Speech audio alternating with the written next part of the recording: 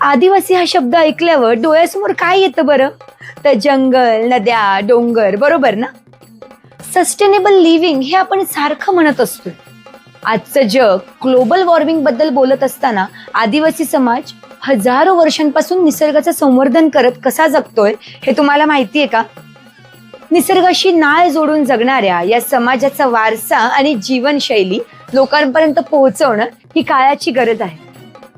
आपण आज बोलतोय जागतिक आदिवासी दिनानिमित्त आणि म्हणूनच आपण भारतीय आदिवासी जीवनाबद्दल बोलूया. आदिवासी समाजाचं संपूर्ण जीवन जल, जंगल आणि जमीन या त्रिसूत्रीवर आधारित आहे.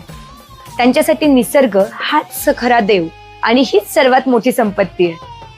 आता भारतामध्ये भिल्ल, गोंड, संथाळ, मुंडा, बोडो, ठाकर, वारली, कातकरी, महादेव कोळी यांसारख्या अनेक प्रमुख जमाती आहेत. भारताच्या एकूण लोकसंख्येपैकी सुमारे 8.6% लोकसंख्या ही आदिवासी आहे. आपल्या महाराष्ट्राला एक वेगळी रांगडी ओळख मिळवून देतो तो म्हणजे आपला सह्याद्री आणि या सह्याद्रीमधील भूमिपुत्र आदिवासी बांधव.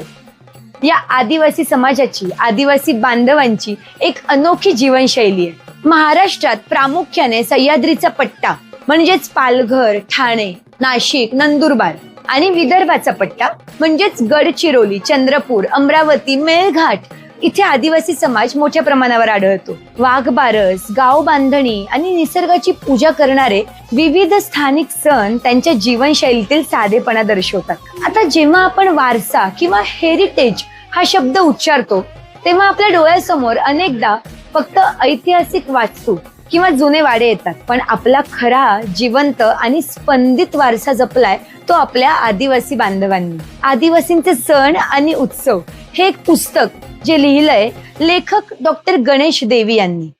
यामध्ये त्यांनी आदिवासी भाषा आणि त्यांच्या संस्कृतीवर बरंच मोठं काम केलंय. त्यांच्या पुस्तकातून आपल्याला बरंचसं समजून घेता येईल.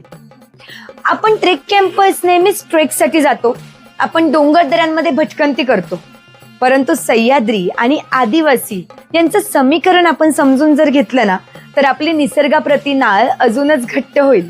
लहानपणी आपल्याला पुस्तकामध्ये, बालभारतीच्या पुस्तकामध्ये एक कविता होती, त्याचं नाव होतं रानवेडी. ती लिहिली आहे कवी तुकाराम धांडे यांनी. ही कविता आपल्या अनेकांच्या बालपणीच्या आठवणीशी जोडली गेली आहे.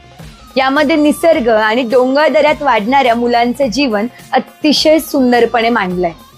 निसर्गाच्या कुशीत वाढणाऱ्या लहान मुलांचं जंगलाशी असलेलं नातं यातून हुबेहूब आपल्या डोळ्यासमोर उभं केलंय.